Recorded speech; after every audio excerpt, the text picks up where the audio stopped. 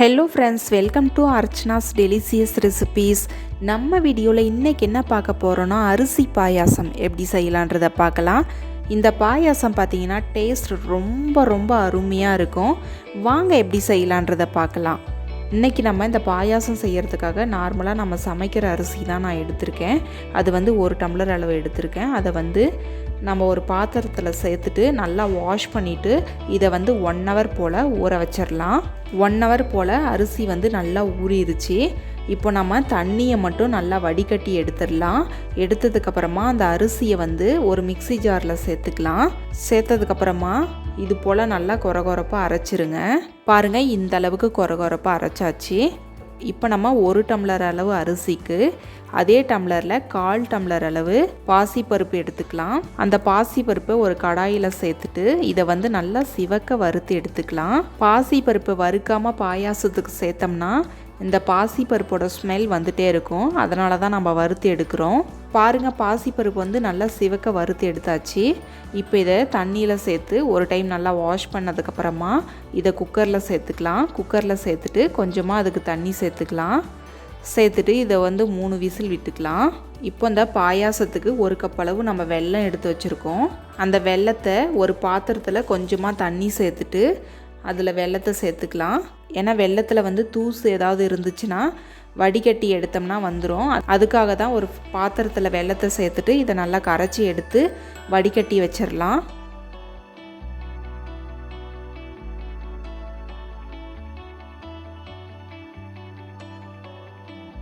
நம்ம கொரகொரப்பாக அரைச்சி எடுத்து வச்ச அரிசியை 1 கப்பில் சேர்த்துக்கலாம். பாசிப்பருப்பு பாருங்கள், இந்த அளவுக்கு நல்லா வெந்து வந்திருக்கு.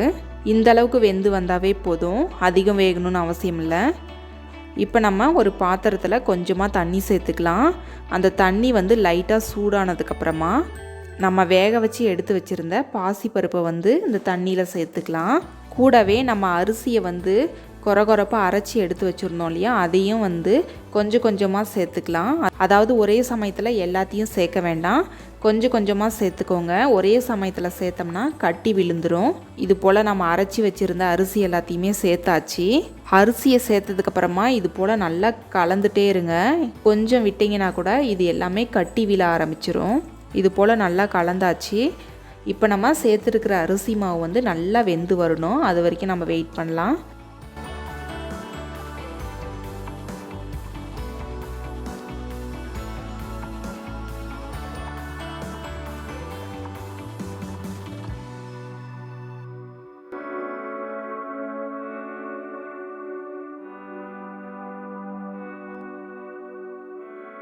பாருங்கள், ஓரளவுக்கு நல்லா வெந்து வந்துருச்சு.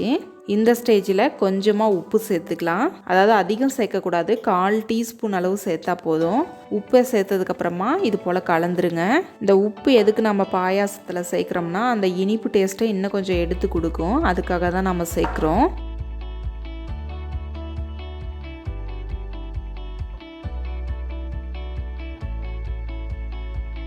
இந்த ஸ்டேஜில் நம்ம கரைச்சி எடுத்து வச்சுருந்த வெல்லத்தை சேர்த்துக்கலாம். வெல்லத்தை சேர்த்ததுக்கப்புறமா இதை நல்லா ஒரு டைம் இது போல் கலந்து விட்டுருங்க. ஒரு 5 நிமிஷத்துக்கு அப்படியே விட்டுறலாம். இது நல்லா மிக்ஸ் ஆகி கொதிச்சு வரட்டும்.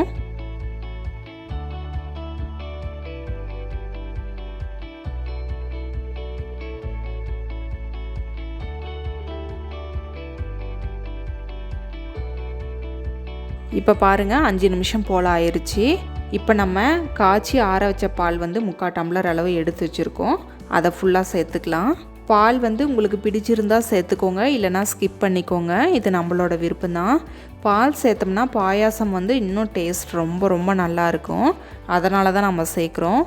பால் சேர்த்ததுக்கப்புறம் ஒரு கொதி வந்த உடனே நம்ம ஸ்டவ்வை ஆஃப் பண்ணிடலாம். அதிக நேரம் விடக்கூடாது. இப்போ நம்ம தாளிக்கிறதுக்காக கொஞ்சமாக நெய் சேர்த்துருக்கோம். நெய் நல்லா உருகி வந்ததுக்கப்புறமா அதில் கொஞ்சமாக முந்திரி எடுத்து வச்சுருக்கோம். அதை சேர்த்துக்கலாம்.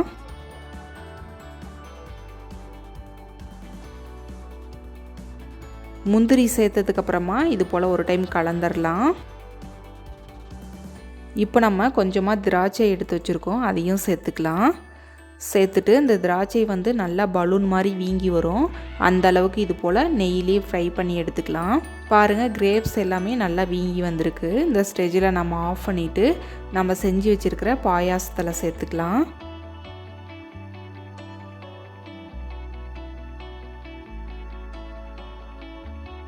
சேர்த்ததுக்கப்புறமா இது போல் ஒரு டைம் நல்லா மிக்ஸ் பண்ணி விட்டுருங்க.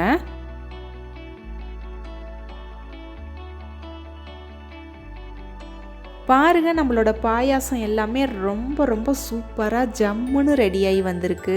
டேஸ்ட்டும் ரொம்ப ரொம்ப சூப்பராக இருக்குது.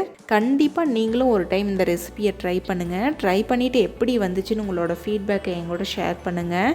இந்த வீடியோ உங்களுக்கு பிடிச்சிருந்தா மறக்காமல் லைக் பண்ணுங்கள், சப்ஸ்கிரைப் பண்ணுங்கள், ஷேர் பண்ணுங்கள்.